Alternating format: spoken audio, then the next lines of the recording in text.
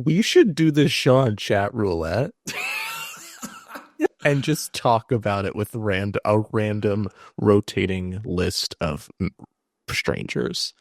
I'll interview a cranking dick on this show I really wish you wouldn't. if it'll boost me to the top of the charts. It probably won't. It'll get us to the bottom of the trench, I think. 1, 2, 3, 4.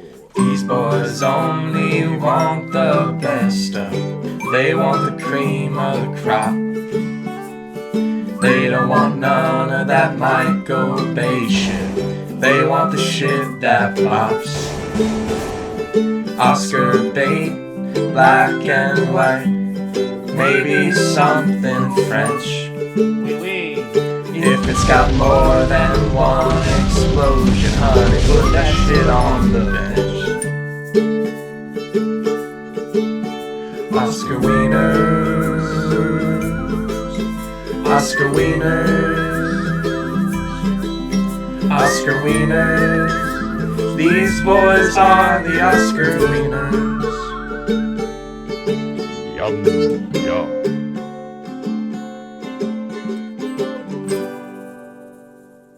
Oscar Wieners. Welcome to Oscar Wieners, You bet your ass. the only show on the internet where Hollywood's biggest night sinks to its lowest point in the show's history thus far and talks about Adolf Hitler's favorite movie. Is that really true? That's what Wikipedia says. What did he like about this so much? I was talking about it with my SO, and I think I was thinking that maybe the nationalism of it all. He was like, oh, this movie really cares about its country, and I care about my country, which is why I'm going to become a Nazi about it. So you're saying that Cavalcade inspired Hitler to go on his rampage, so to speak? Well, this is 33. I think he's already kind of making moves by then. Not like big moves, but I think he's slowly sowing totalitarianism throughout Germany, I think. And that's wild because the movie is also kind of about that. Like, World War I is part of the thrust of the film, and they seem to insinuate that maybe they see another war on the horizon. And yeah, it's the guy who loves your movie. But I'm Henry Cavill. Oh, and I'm Cavalcade. It's a new brand of Gatorade I'm working on. It's like a new sports drink. Cavalcade. Beautiful. I love that. No, I'm Michael. He's Ander, and this is a podcast where we pick a Best Picture winner at random and try to figure out if it's Best Picture worthy. And this week we're going to the sixth annual Academy Awards. It's 24, baby. Yeah, we got momentum. We got the juice. We got the sauce. And we are talking Frank Lloyd. Not Frank Lloyd Wright. Frank Lloyd. Voice wrong. Cavalcade. Yeah. It's a movie that begins in 1899, like New Year's Eve, 1899. It's about to be the turn of the century, and it ends in like 1933, like when the movie actually came out, I believe, or maybe 32. Doesn't matter. And it just sort of covers 3 decades in the lives of kind of like 2 families, basically. Yeah. You got the Marriotts. You got Robert and Jane Marriott. They're 2 like upper crust, sort of rich, whatever, like socialites in England. Yeah. Robert has a voice that sounds like the biggest, fattest, evilest villain you've ever heard. But he's actually kind of a nice guy. Yeah, he's pretty decent to his 2 children. And then the second family it follows is like the people, at least when the movie starts, the people who like serve the Marriott. So like you have Ellen Bridges and Alfred Bridges, and then like they have like a little baby daughter. And also the Marriotts have 2 sons who are like probably like 5 or 6 or whatever. Like, one's like 4, one's 6 or whatever the fuck. Yeah, and the kids all hang out together. Yeah, kids all hang out together. There's also like a friend who honestly I don't remember her name, but she also has like a daughter who she brings over. So I don't know. We can kind of go through like the rough events, but I want to hear what were your impressions going in? What were your impressions coming out of Cavalcade? You know how Here we go. sometimes, yeah, you're watching a movie with somebody and you don't want to pause the movie, but you got to go take a bathroom break or grab a snack or what have you. Yeah. The great part about this is like the whole movie's a bathroom break. You could go whenever you want. You don't have to wait. Just pick any scene and you're pretty much in the clear. Um, I don't want, I honestly don't want to be so negative, but let's just call it as it is. Like this movie has been completely obliterated by the passage of time, right? It sucks absolute ass. It's not, yeah, it's not totally unredeemable, I think. There are some moments that have some sauce to it. I agree. I don't think it's the worst movie we watched, but I don't think we've watched. To me, I haven't disliked a movie this much since like Gigi, which was like 40 episodes ago. Yeah, it is a bit of a slog. It's pretty boring. It's overly melodramatic for sure. It's overly acted. Yeah. It sounds terrible. I mean, I shouldn't say that because the technology wasn't there, so I guess I can't just say invent better technology. You gotta wait on that. You can like hear the crew like running the cameras and walking around behind the camera. I mean, when it starts, the music is just peaking at all levels. Like, it's just so great. You sound mix this.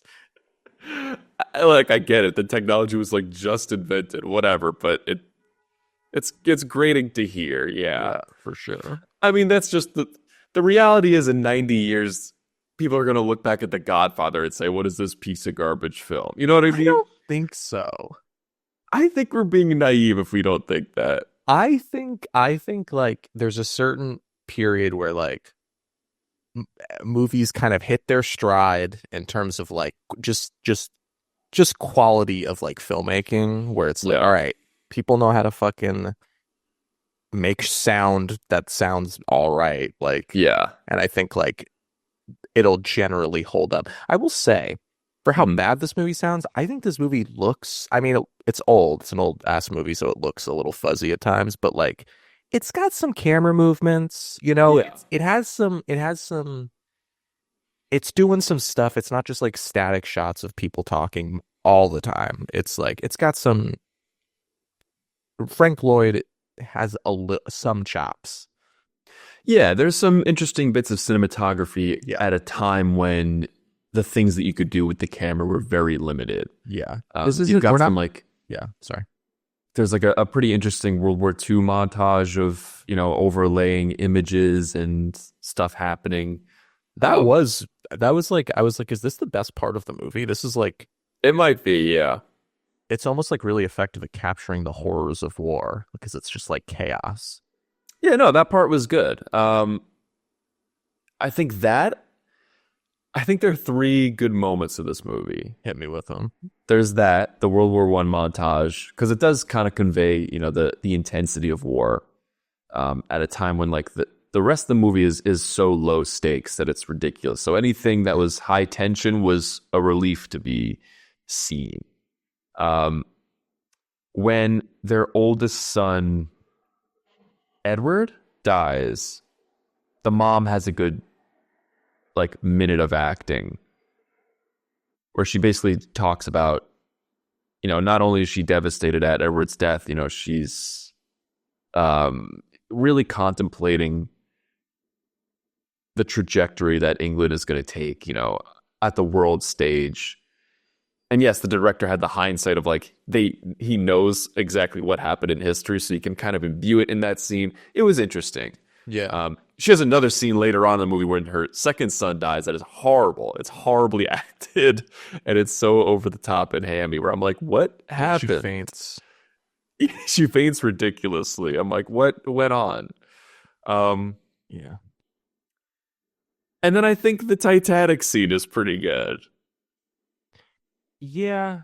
My problem with the Titanic scene is like it's so like you it's like what you're saying with like, all right, they know what's gonna happen. So it's like you have to I actually do kind of like that scene where honestly I don't know her name.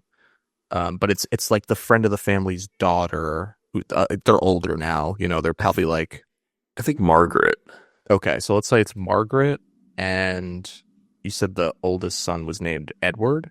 Yeah. Yeah, so let's say it's them. They they're sailing on the Titanic. I think they're like going to get married or something, or like and they have this really like I think like pretty well written scene, like just like on the whatever, they're like looking out over the railing at just like the dark ocean at night, and it's like, oh, like Margaret is like, oh, I would be, I would be fine dying like now. Like I'm just scared of death. And I'm like, yeah, that's cool, but it's a little bit on the nose because we know you're gonna die. But we didn't at that point. Yeah, I guess. See, It's a I mean, classic remember me ass moment. yeah, because So they're they like, have whoops, it's 9/11, you and know? after they have that conversation, like Margaret and Edward walk away, and then it's like a buoy or like a fucking what is Life preserver. life preserver that says SS fucking SMS Titanic or whatever. Yeah. Like Jesus. I will admit I was half asleep at this point, but then when it panned to the Titanic life preserver, I was like, oh. But then we don't even see it. No, we don't see Then it. it Well, cuts. Then it cuts like a year or two late. I think it cuts 2 years later, 1914. It's like eventually you get like, oh yeah, they died on the Titanic. you are 6 years and a few $1 million short of seeing the Titanic actually sink in this movie.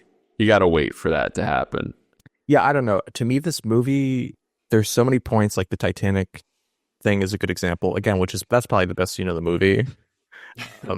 Just like that conversation, I think is like well written. Because then Margaret's also like, I wish I had been with more men before you, so that like I would know some tricks, so you didn't get bored of me. And I was like, oh, this is kind of an interesting conversation. And he's like, how could I ever get bored of you, Margaret, Yeah. or whatever. But I'm like, this is cool. And then they're dead. Bye bye. Bye bye. Yeah, but like to me, the Titanic stuff is like, because even so, the movie opens. I don't even know what fucking war it is. What war is this? It's just the war with the Boers. Yeah, the Second Boer War. The Boer War. And Alfred, he's like a butler or whatever. He's like he works for the Marriotts, and then Robert, who we've discussed is The patriarch. the patriarch. family. They both go off to fight in this war, and there's like 10 minutes spent like after they leave of just like Jane, Robert's wife, especially just kind of walking around and being like sad. It's really bloated and overdone. And then I was like, one of them's got to die. And then they both come back. And I'm like, what was the point of that? There was no tension at all. There could have been tension. And then it's like they come back and everything's fine. Well, Alfred, we'll talk about Alfred's death. But yeah, to me, it's the same thing with the Titanic a little bit, where it's like you set up this historical thing where it's like, oh my God, this is going to be so like dramatic and whatever and like intense. But then it's like they can't show the Titanic sinking because it's like, I don't know, they don't have the budget or whatever. So it's like, all right, we're going to cut 2 years later. And it's like, all right, then what the fuck is the point? We're just talking about how characters died like 2 years ago. Yeah. I wonder if they thought it was too intense for moviegoers. Yeah, that's possible. But they were showing death on screen, right? When did A Night to Remember? No, that's 20 years later. There's a Titanic movie, pre-Titanic. It's actually on Tubi if you want to watch it. No way. It is. I'm looking at it. It's Tubi has everything. Came out in 1958. It's called A Night to Remember, but that's 25 years later. So yeah, maybe it was like they thought it was too it was too like devastating a part of like British history that it's like, oh, we can't even deal with that. I think that's possible. Yeah. Um, I This movie also has just a lot of like really confusing dialogue and moments that make you go, "What?" Like, I don't know her name, but there's another woman who works in the house. I think she replaces Alfred when he goes off I think it's Annie. Annie. Yeah. Where she asks, "Where is Africa?" And then one of the other staff workers is like, "Have you seen it on a map?" And she goes, "Yeah." But where is it? And I can't wrap my head around that, honestly. See, I think you missed it, but I think that was their attempt at comedy. I get that, but also like it doesn't make any sense. If you've seen it on a map, you would know where it is, Yeah. right? Unless they were taking a shot at the expense of this working class woman. They said, fuck your fucking, you don't know shit. Make the potatoes for dinner. How about? That's exactly what they did. Yeah. That's what it seems like almost. It's like, oh yeah, she could be stupid because she isn't rich. Did people in 1933 enjoy this?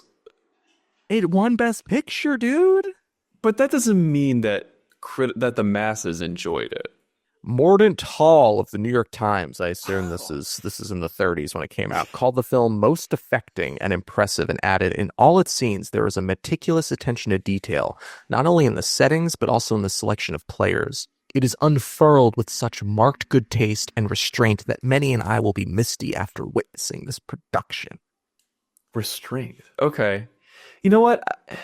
Is restraint good?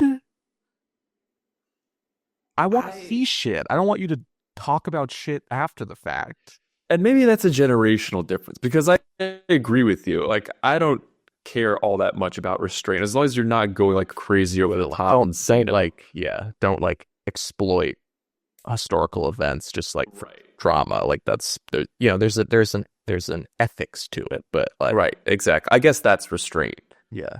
But so I watched this. You can watch this for free on YouTube, by the way. They got it on there. I paid $3.99 on Apple TV. Oh, thanks, Steve Jobs. But you know, YouTube has a comment section, so I said, all right, well, what are folks saying about? I imagine people who are looking up Cavalcade on YouTube probably wanted to see it. So, you know, they're mostly positive things about people enjoying the film. You know, and on one hand, it's a reminder that as much as maybe we dislike this movie, a lot of people do like it. But every comment I saw, nearly every comment I saw is like, they don't make them like they used to, or at least that sentiment. And I just want to know what that means. Like, can we get to the bottom of that? Like, what do you mean they don't make them like they used to? How do you... What makes this style of filmmaking better than what we have today? Because I don't see it. You know, it's funny because I say that about like movies from like the 70s. Like I watched Dog Day Afternoon recently, which is like a perfect masterpiece, and I was like, they really don't fucking make them like this anymore. I said that to myself. Nice. And then the audience in my head cheered. They were like, "Oh my god, what a smart thing to say." Yeah. But this I don't get, because what I'm talking about, I'm like, there's like a fucking, not like a grittiness, but there's just like a well-observed, like very like humanistic sort of thing that like a lot of movies from like the 70s, even like the, you know, 80s, 90s too, like movies that are shot on film, they really have like this like humanity, or they can have this humanity that I think is like missing from like this fucking digital bullshit that we have now. But then I'm like, I don't know what this movie is doing that like somebody would say that. To me, I'm like, what's it got that, like, I'd much rather watch Ant-Man and the Wasp: Quantumania than this. Right. Like, I agree with you, you know, I agree with the sentiment that movies from the 70s era had they're imbued with a certain sense of humanity to them, generally. And I think movies from the 30s, this one in particular, does not. Because it has this sense of big budget production, but just such a lack of technology and experience. But it doesn't feel like a couple of ragtag filmmakers teaming up to make a movie. It feels almost as if it's a group of people trying to capitalize on a new movement and a new form of storytelling, but not necessarily for altruistic means, if that fits, if that applies. Oh, okay. It doesn't give me a sense of like, we just gotta tell this story and we're gonna do it by any means necessary. Interesting. See, I do feel like the movie is doing that, but like isn't doing it effectively. Like I do feel like this movie is really sincere. But like it doesn't know how to express its sincerity in a way that's like engaging for an audience. I wonder if that's what people like about it, though. Yeah. The sincerity of it all. Yeah.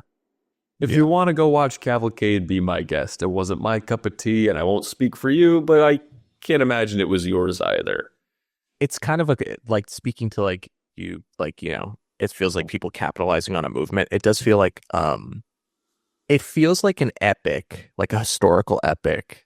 Like, you know, I think it very much fits in that genre, but like it's not like engaging with history in a way that feels like it has anything to say about it. It's more just like really the thesis of this movie, they kind of say it, especially near the end. It's just sort of like, isn't it crazy that people live through like people grow up and grow old just as history like grows and like nations change and stuff like, and it's like that's like the grand thesis, and I'm like, that's like, I'm on board with that, but I don't think the movie really doesn't like utilize that theme in a way that's like effective at all. It's just sort of like, oh, I don't really care about these people. There are so many movies that do history. it better. No. Yeah. Watch Tree of Life, god damn it. Watch 2001: A Space Odyssey, god damn it. Watch A Thin Red Line, for Christ's sake. I mean, watch like yeah, I love those. You just named 3 of my favorite movies. Also, people in their 30s should have watched those. But yeah, but like to me, Boyhood is like, I mean, obviously it's a very different movie, but it's like, yeah, it's a wild comparison, but I know what you're saying. Yeah, about like a person moving through time and like growing up and like, yeah, time changing around them as well, just as they're changing. I don't know. But you know what? Boyhood felt relatable to us because we experienced a lot of the things that were in that movie. I wonder if people at the time thought that Cavalcade applied to their lives because they underwent some of the same experiences. Maybe that's what was impactful to them. Yeah, that's fair. That's a good point. But I find it tough to wrap my head around someone from our modern age watching Cavalcade and feeling the same thing. It's almost disingenuous in a way because you did not experience the same things that people of this time did. Yeah. I feel like we've talked about this before, but I guess this is maybe the best example we've had of a movie that like probably obviously at the time people were like, holy shit, this is the bee's knees, and like it really just cannot resonate with like for the most part cannot resonate with like a present day audience, because like I don't, 220 somethings watching Cavalcade, what are we supposed to do with that? Like I don't care. Sorry. Then Alfred gets hit by a horse. He sure does. And it really just leads me to believe, what was the point of his story? I guess just a tragic tale of what? I don't really know. Here's the thing. It's like, because like they probably don't know what PTSD is yet in like the 30s. It's just sort of like, oh, people come back from war change sometimes. And it's like, yeah. But it's like, so Alfred comes back from the Second Boer War, and him and his wife, they like quit being the Marriott's like whatever servers or whatever the fuck they do, cooks and maids or whatever, and Alfred like buys a pub from somebody, and so he's some guy, some soldier that he met, who was gonna like stay in Africa. He's like, "Do you want that pub that I have?" And he's like, "I guess so." Yeah. And then Alfred becomes an alcoholic and becomes sort of a tyrant to his family and his and then he goes out drunk, like he's going out to pay the rent. He tells his wife, and then he gets fucking hit by like a horse and buggy, and he dies. And I'm just like, what the fuck was that? Meaning his whole arc? Yeah. Yeah. Yeah, I don't know. Yeah, they didn't know how to process. They didn't know what PTSD was. They just said Alfred came back home and started acting cuckoo. I don't know why he's so upset. He just fought in a war. He just bought a bar. And then like they meet up at the pier, like the two families, and they're like, "Hey, do you remember us? We used to work in your house." And they're like, "Oh yeah, I think I remember you." Anyway, bye for the rest of the film. Smell you later. Smell you later. Oh, actually, no, they do meet again because their daughter marries Joey. Or does it? I don't know if She's they going to. Yeah, so the Bridges, their little girl, again, I don't remember her name. Fanny? Fanny. Fanny? I was gonna say Edith. I think it's Fanny. Okay. Yeah. Let's go with Fanny. Fanny grows up to be a dancer.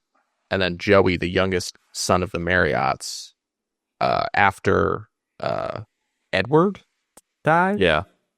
R.I.P. Joey, he starts seeing Fanny.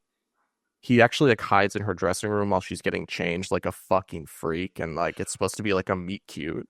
Well, so that part I did understand because he's like, because they're old friends, so they do have a preliminary connection. He's like, oh, just like wait for her in her dressing room, and he's like, oh, she hasn't seen me yet. Like, oh, this is funny. I'll kind of like surprise her. But then she starts changing, and he tries to leave. He's like, oh shit. He's like, and then she finally catches him, and he's like, oh shit, fuck, yeah, egg on my face. Yeah, and Joey's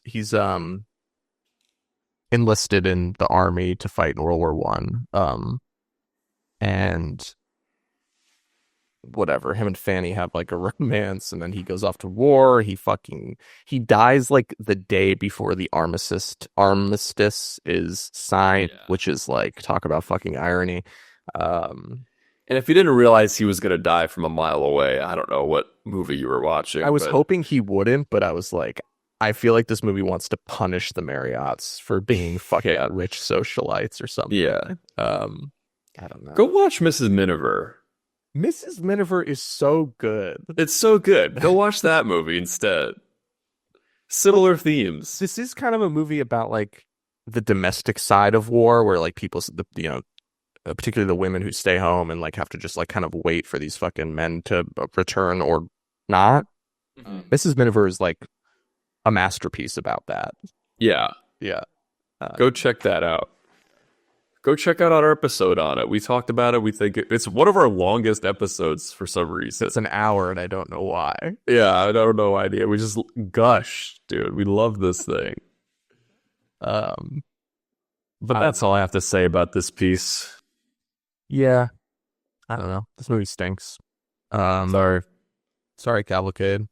Would you like to hear the other Best Picture nominees for the year of 1934? I'm not going to know any of them, but I just want to hear what's going on. We'll probably know two of them, actually. Just because they're based on famous novels. So obviously, I was going to say Broadway Melody. Obviously, Cavalcade wins Best Picture. Next up, we have A Farewell to Arms. Oh, okay. Yeah. Directed by Frank Borzage, obviously based on the Ernest Hemingway novel.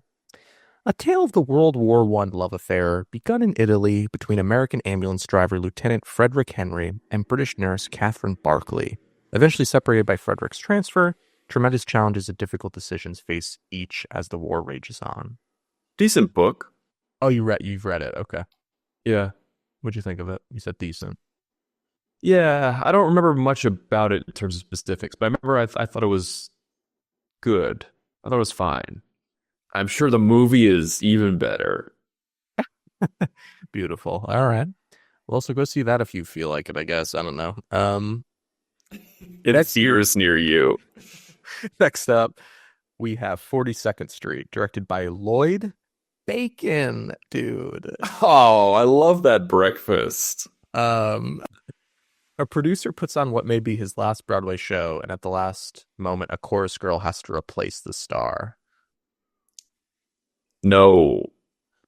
Well, that's fine, because next up we have I'm a Fugitive of a Chain Gang. No, we don't. Is that really the name? Yeah. All right, I'm Directed by Mervyn LeRoy, who I think he's come up before. Mervyn. I Am a Fugitive from a Chain Gang is about a World War I vet. Everybody's talking about World War I, I guess. A World War I veteran's dreams of becoming a master architect evaporate in the cold light of economic realities. Things get even worse when he's falsely convicted of a crime and sent to work on a chain gang. That sounds good. Yeah, that does sound pretty good. It's got some juice to it. Yeah, Paul Muni is in it from our Emile Zola days. Nice. Next up, sorry, there's like a million nominees this year, so settle in. Okay. I got the house. Next up, we have Lady for a Day. Oh, what Directed could this be? Directed by Frank Capra. Oh, okay. He's returned. Our old pal. Never wed, poor, rough around the edges, Apple Annie has always written to her daughter Louise in Spain that she is married and a member of New York's high society. Upon receiving unexpected word from Louise, who hasn't seen Annie since infancy, that she is en route to America with her new fiancé and his father, a count, so the three of them can meet her, Annie panics, despairing that her beloved daughter will be destroyed by the deception. All right. Next up, we have George Cukor. He's back. Nice. These are like our friends at this point. Yeah. I feel so close to these guys. It's George Cukor's adaptation of Louisa May Alcott's immortal story, Little Women. Oh, wow. Okay. Which, you know, is a coming-of-age drama tracing the lives of four sisters, Meg, Jo, Beth, and Amy. During the American Civil War, the girl's father is away serving as a minister to the troops. The family, headed by their beloved Marmee, must struggle to make ends meet with the help of their kind and wealthy neighbor, Mr. Lawrence, and his high-spirited grandson, Timothy Chalamet. I mean, Laurie. Have you seen any version of Little Women? Mm-mm. Have you read Little Women? No. Got it. Which should I do?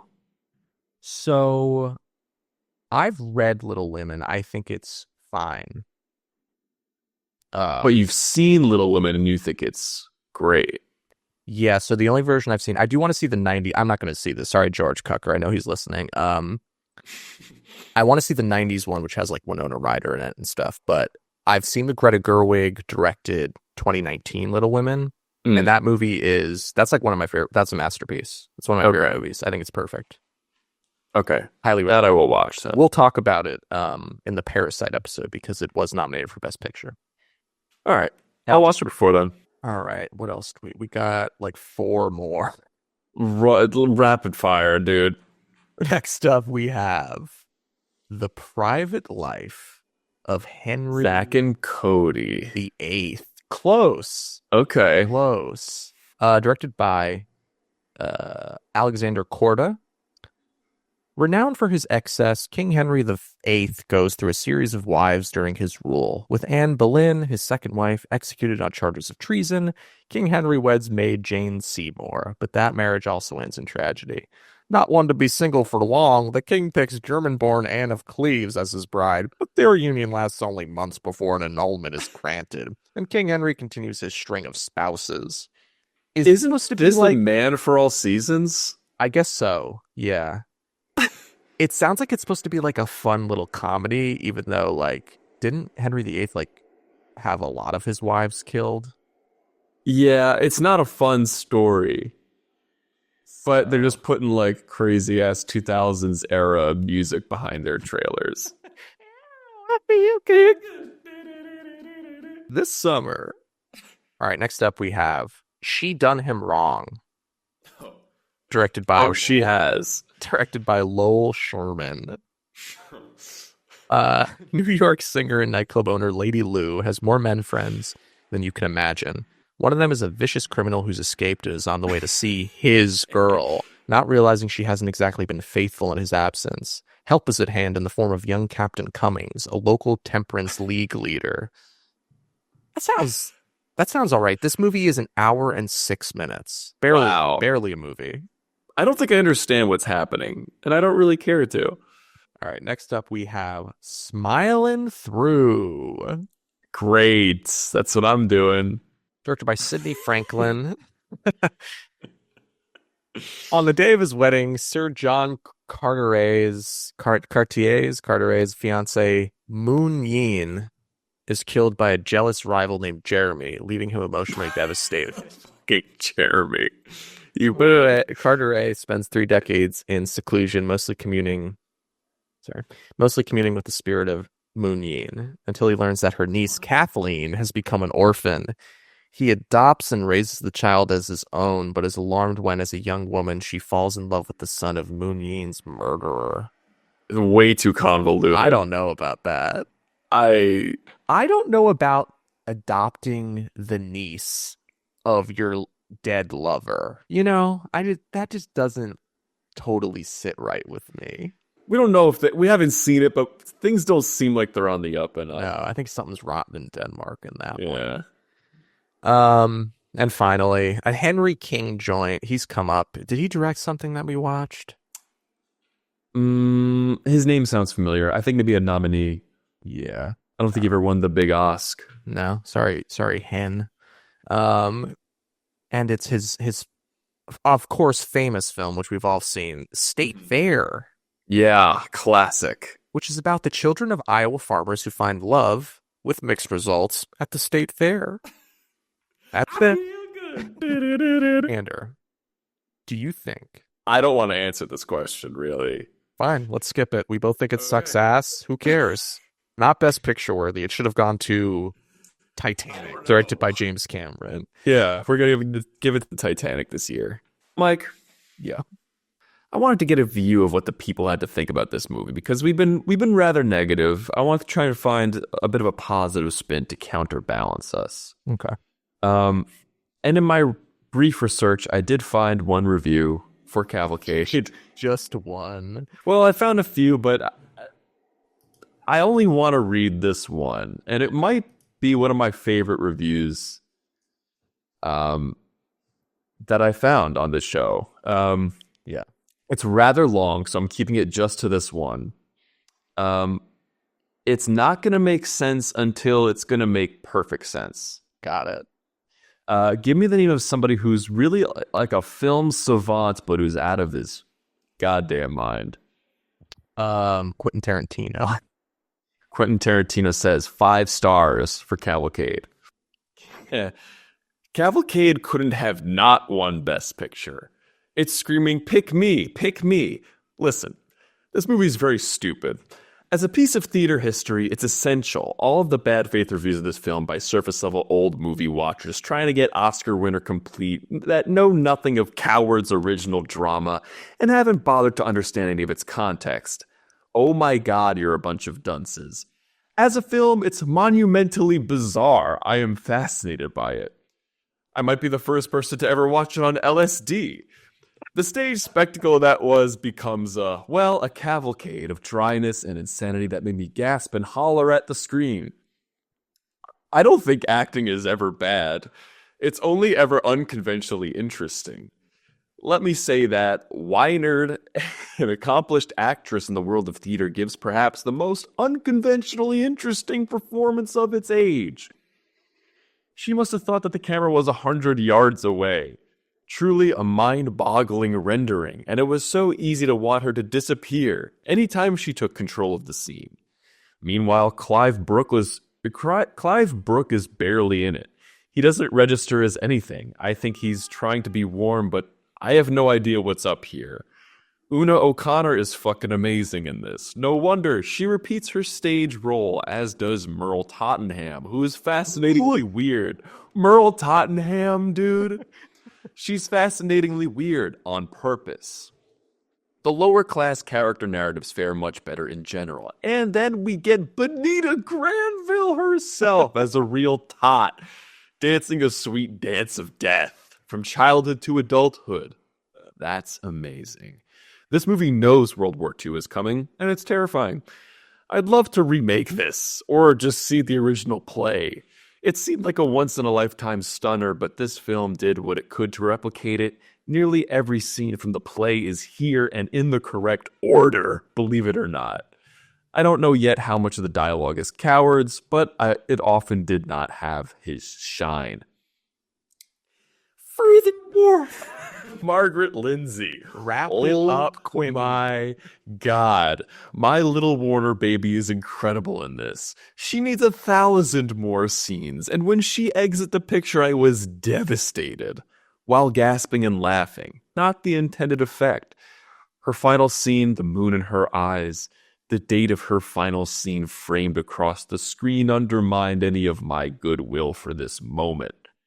The play's rendering of it, which was apparently much more subtle and somber, I'm imagining it working by sheer virtue of the power of a 20 years distance from the event and the power of a room full of captive bodies seeing real things and not things on screen. Jesus. This scene is so stupid. I'm in love. This is also the story about Frank Lloyd getting announced by Will Rogers as best director as Frank and giant schmuck heel Frank Capra thinking it was him for fucking Lady for a Day and running on the stage and embarrassing himself is so priceless. That's really funny. Frank Capra is such a piece of shit and a trash director. Holy shit. End of review. I wish I could watch movies the way Quentin Tarantino watches them, because like this reviewer is simultaneously being like, yeah, this movie is like bad and stupid, but like that's what's interesting about it. And I don't agree. I don't think that makes it interesting. But I think if I could learn to watch movies that way, which I never will because I just don't have the attention span for it, like I do think it's like, oh, this is like it makes it like a historical like deep dive where it's like, oh, people thought this was good, and like it is historic, but you can be historic and still unwatchable. Yeah, for sure. As Cavalcade is. But historic nonetheless. So that's it. That's the show. Next week, I figure we'll stay on the train of talking about movies associated with bad people, and we're going to talk about the Mel Gibson directed and starring Braveheart. Wow, okay. This would have been a good time to go to Titanic, but hey, man.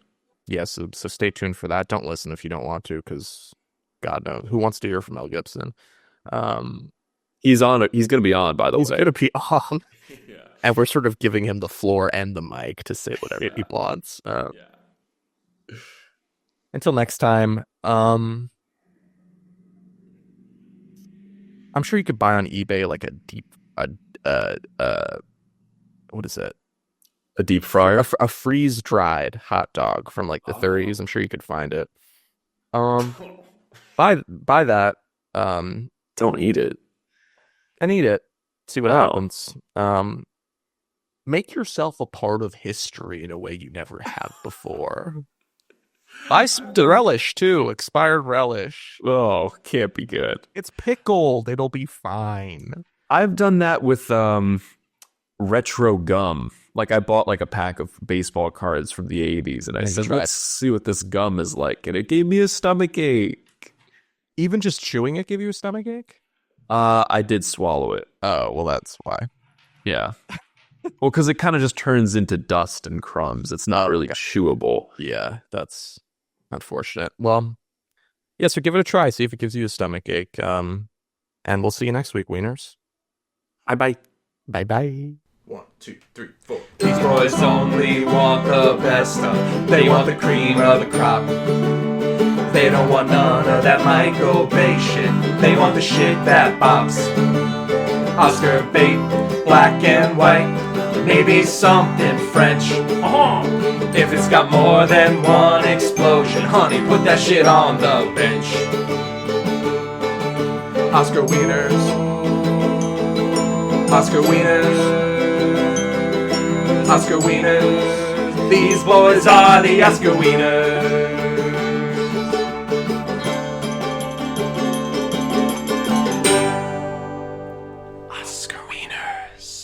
But you're tall. Golden retrievers are large. you have blonde tones in your hair and ass, and that's what a Golder has. That is true. I feel like You got a very little loyal, blonde ass. you're a loyal, nice guy who always brings the happy, you know? Thanks, dude. Yeah. And you are You are a snake slithering through the brush, trying to poison my ass.